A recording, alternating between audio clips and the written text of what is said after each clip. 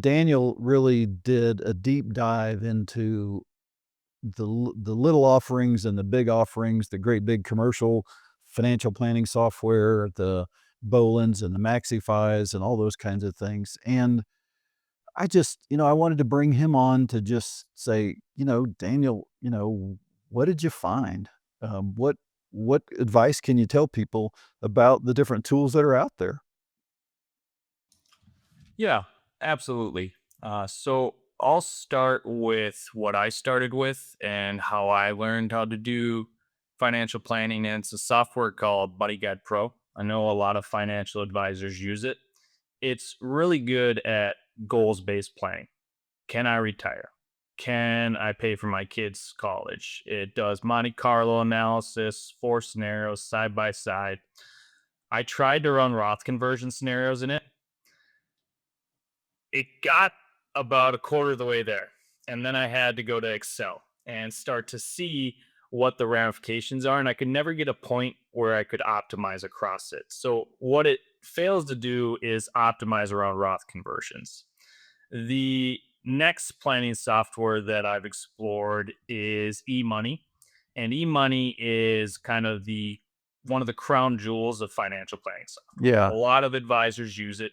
It's a great piece of software. It has all the bells and whistles, all the nuance you could possibly want for high net worth, ultra high net worth clients. But the Roth conversion software, it seems like something they just threw in. It's extremely manual. So you would need a technician that knows exactly what they're doing. It doesn't automatically include IRMA, and that can be hundreds of thousands of dollars. And it doesn't have any optimization. The third piece of software we see out there that's near and dear to my heart is RightCapital. And RightCapital has great user interface, great client interface. It does almost everything eMoney does without some of the very intricate nuance. And it does have a Roth conversion page, and they put some work into that. Where it fails to do is it doesn't do a good job at comparing across the spectrum of strategies. It doesn't know how to find the nuance of when you've converted enough. And it doesn't do a good job of making sure you're doing it right. But Right Capital is a very powerful software, just like eMoney and MoneyGuide Pro. They all have their place, but it just seems like Roth conversion is thrown in. In terms of consumer facing, we've explored MaxiFi and Bolden. In terms of off the shelf, both have a lot of qualities I like. MaxiFi, it is like you're going into an extremely advanced spreadsheet, something one of our smartest engineers would build. It's really good at determining how much you can spend, what your cushion is, how you maximize the spending throughout your life. For our clients, Craig, they know what they're going to spend. They've been budgeting for years. They're not looking to maximize spending. They're trying to maximize flexibility and reduce what the IRS gives them. That's where they fail. Is the Roth conversion isn't geared towards minimizing risk, maximizing net worth. It's geared towards how do I maximize spending without any of those other qualifications, and it's extremely manual, just like key money. Bolden, I would say, is probably the consumer version of Right Capital. Very pretty to look at. Great user interface, great onboarding. When it got to the Roth conversions, though, I analyzed the bracket approach, I analyzed the optimizer. And what the optimizer did is it scared me a little bit. It went with a 5 year conversion strategy, extremely aggressive for 2 years. We're talking about these people had $2 million, it was having them convert 75% in 2 years. And then the final 3 years, it was having them convert $8,000 each year. I didn't understand the rhyme or reason. I didn't understand where the math came from. I ran it through Rothology, your software, Craig, and it was not a good strategy. Extreme downside, took all your life to break even. So that concerned me as well, but I do like Bolden's user interface. I like their planning. I think the Roth conversion optimizer can use some work, and you can really get into trouble with that type of software. So those are really the five that I focused on and really enjoyed diving into. Found a lot of good things. Roth conversions just seemed like a throw in some cases, and there's a lot of work to be done there. Yeah, and I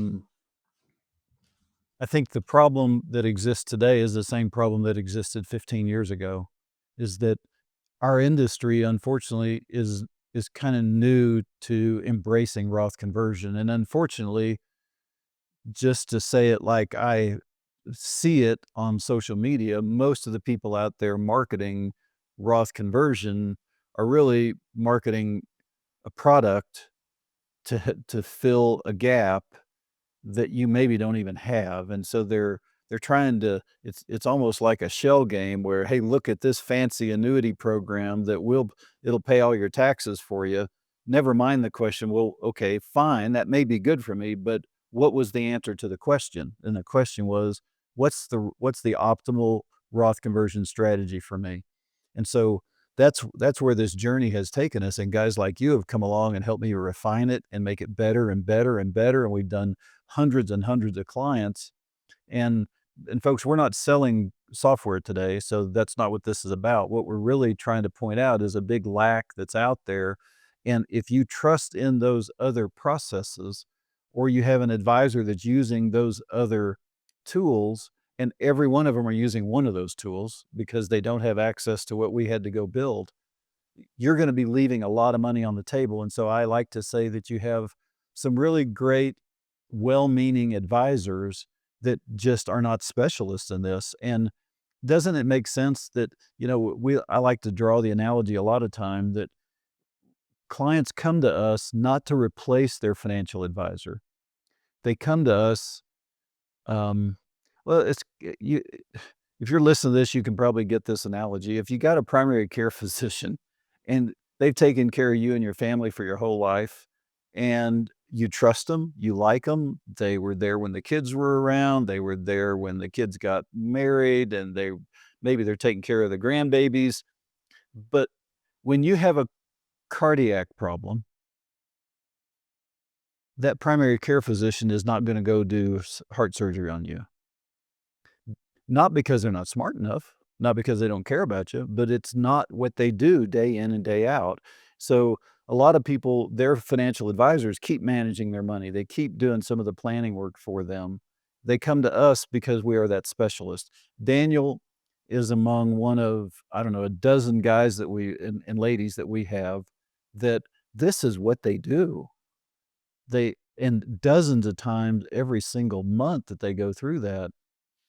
Daniel, you even commented that it took you a few months to get your head around what we really were doing, and so you could probably kinda speak to how that specialization really changes the way that you view a lot of the areas of our clients' life financially, doesn't it? Yeah, absolutely. I like to think you hired me because I'm a great financial planner. And I certainly thought I was a great financial planner before I joined. And I was. But what I was missing is understanding the big picture.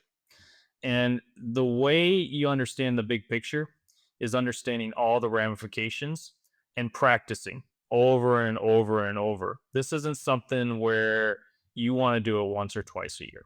This is something where, just like heart surgery, you want a surgeon that knows what they're doing with the scalpel and they're working on it every single day to be the best in the business. And what I learned is that's the only way to become a master. You don't do it by reading, you don't do it by someone telling you what to do, some YouTube video.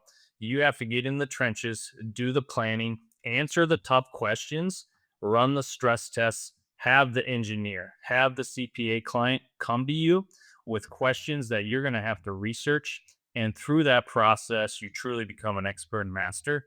And that's what took me 6 months, no lie. And I'm still learning every single day.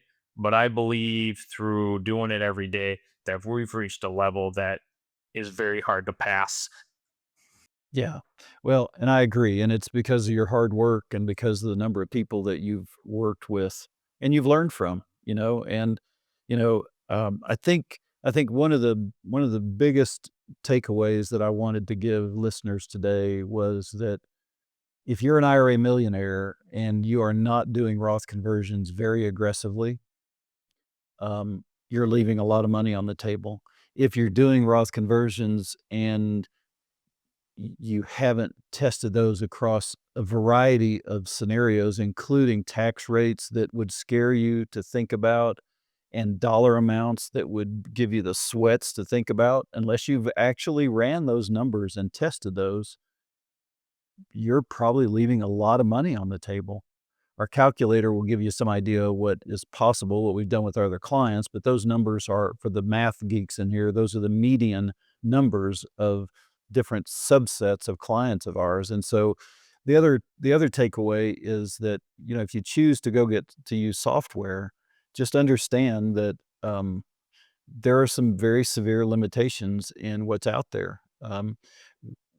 Our our software is built off of the skeleton of data sets that we get from RightCapital. And then what I found though is that we have to take that data and we have to not change it, but we have to reorganize it in a way that it's easier to look at a variety of scenarios all at one time and include elements that RightCapital doesn't innately provide to you, but it's in the data. They just don't give it to you from the user interface side of it. The obvious point also in all this is is not that you're not gonna you can only get it right if you come to us. That's not what this is about. We're being as straightforward and honest as we know how to say, here's what's out there. And it's not only to get you to come to us, it's mainly so that you understand the limitations of some of the other tools that you're working with and potentially the experience that maybe you don't have, that somebody like Daniel and the other guys on the team, they just, like he said, it's over and over and over. And, it makes common sense. Any skill that you acquire, you're a whole lot better at it after you've done it hundreds of times than the first time or two that you did it. And that's kind of what you've reiterated too, is that's what it did with you, is you just kept doing it and finding the better and better pieces. And I'll tell you, Daniel he is highly revered by everybody on the CFP staff. They look to him to answer questions about how to solve problems, and he's always there willing to help. If I had 40 of him on staff, we would I'd probably have even less hair than I have today with all the amount of clients coming through, right? And the issue. Yeah. But you make it a lot easier for me. And, you've just been a great asset to our team, and you're always such a giver and helping other people. And, you always are consistently get 5-star reviews from everybody that you work for. So, um, yes, we would love to have you as a client. Yes, we believe we can find an optimal solution for you. Yes, we'd love to welcome you to our family of clients, and our agreements uh, have a statement in writing that I haven't seen from any other financial firm ever in my lifetime, and I'm 40 years in the industry, and that is, if we can't save you $500,000 of taxes, then we stroke a check and give you all your money back.